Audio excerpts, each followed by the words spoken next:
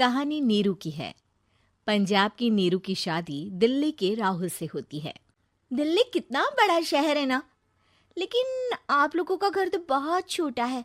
हमारे पंजाब में तो ये बड़े बड़े घर होते हैं कि मजा ही आ जाता है। कोई बात नहीं नीरू, मैं भी तुम्हारे लिए बहुत बड़ा मकान बनाऊंगा बहुत जल्दी। नीरू के पिता जहाँ पंजाब के जाने माने व्यापारी थे, वहीं उसका पति राहुल दिल्ली में एक सिंपल नौकरी करता था। माँ, यहाँ तो घी मक्खन इतना महंगा है कि क्या बताऊं। मैं तो तरस ही जाती हूँ घी खाने के लिए। नीरू की माँ को ये सुनकर बहुत दुख होता है। मेरी बेटी को घी नसीब नहीं हो रहा है और ये बहू यहाँ बैठकर घी में शक्कर डाल रही है। देख वनिता, मैं साफ कह रही हूँ, इस घर में जितना घी आएगा उतना ही मेरी बेटी के घर दिल्ली भी जाएगा। अरे ये क्या बात होती है माँ जी? बेटी का उतना ही करो जो अच्छा लगे। अब क्या मायके से घी और मक्खन तक की सप्लाई करोगी आप? हाँ, मेरी बेटी किसी चीज को तरसे मुझसे बर्दाश्त नहीं होता। अब क्या था, नीरू के मायके में 2 किलो घी आता तो 2 किलो दिल्ली जाता नीरू के पास। एक दिन, माँ बड़ी गर्मी पड़ती है दिल्ली में। इस घर में तो एक ही एसी है और वो भी ड्राइंग रूम में। सारा परिवार एक ही कमरे में सोता है। हाँ बेटा, वो तो हर घर की कहानी है। यहाँ भी एक ही एसी है। अरे बिल इतना आता है कि क्या बोलूं। तभी वहां राकेश आ जाता है। माँ, थोड़ी देर में यहाँ कुछ प्लम्बर आएंगे मेरे कमरे में एसी लगाने। जरा ध्यान से लगवा देना ना माँ। ओए, ऐसे कैसे तेरे कमरे में एसी लगेगा? हाँ राकेश, एक बार बात तो कर लेता। अरे पापा, वो वनिता को गर्मी में नींद नहीं आती। ड्राइंग रूम में सबके साथ सोने में वो अनकंफर्टेबल है, इसलिए। अरे पूरे परिवार के साथ वहां तेरी बहन नीरू भी तो सोती है। वो नहीं हो रही क्या अनकंफर्टेबल? समझ रहा है ना? अगर एसी लगेगा तो एक दिल्ली में तेरी बहन के कमरे में भी लगेगा, तभी तू लगा सकेगा। राकेश वनिता को सारी बात बताता है। वनिता करती भी क्या, मन मारकर बैठ जाती है। माँ, ये लोग ठीक नहीं है, क्या करूं मैं? अरे बेटी, यहाँ आ जा, तू यहाँ आकर रह ले। अरे छोड़ दे ऐसे पति को। कैसे छोड़ दूं माँ? समाज क्या कहेगा, लोग क्या कहेंगे? वैसे भी मेरा एक बेटा है मयंक।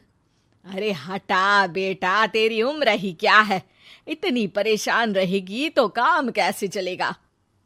खैर, बात आई गई हो जाती है।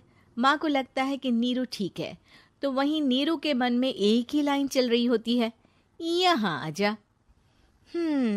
माँ ने तो बोल ही दिया है कि यहाँ आजा। बस मयंक थोड़ा सा बड़ा हो जाए, इन गरीबों को छोड़कर मैं वापस माँ के पास ही चली जाऊंगी। वो इसी सोच में बाजार में चल रही थी कि मैम, आपका दुपट्टा जमीन को छू रहा है। नीरू जैसे ही उस लड़की की तरफ देखती है, देखती ही रह जाती है। हाय रे, कितना सुंदर लड़का है ये। अब क्या हुआ? मैंने कहा आपका दुपट्टा। तो खुद ही उठाकर दे दो ना। लड़का समझ जाता है कि नीरू उस पर फिदा हो चुकी है। वो उससे उसका नंबर लेकर चला जाता है। अब क्या था, नीरू और रोहित में लगातार बातें होने लगती है। मैं हरियाणा का रहने वाला हूँ, यहाँ एक बड़ी कंपनी का मैनेजर हूँ। अच्छा, और कितने बच्चे हैं तुम्हारे? बच्चे? अरे मेरी तो शादी भी नहीं हुई है। तुम बताओ, शादी करोगी? नीरू शर्मा जाती है। अब लेकिन मैं तो पहले से ही शादीशुदा हूँ। मुझे फर्क नहीं पड़ता, बस तुम शादी कर लो, भाग चलते हैं। बहुत पैसे वाला हूँ मैं, हमेशा खुश रखूंगा तुम्हें। नीरू रोहित से मिलकर सारा प्लान बना लेती है और फिर एक दिन घर से भाग जाती है। दोनों शादी कर लेते हैं। शादी के बाद, क्या बात है नीरू, तुम्हें परेशान सा देखता हूँ, सब ठीक तो है ना? हाँ हाँ, सब ठीक है।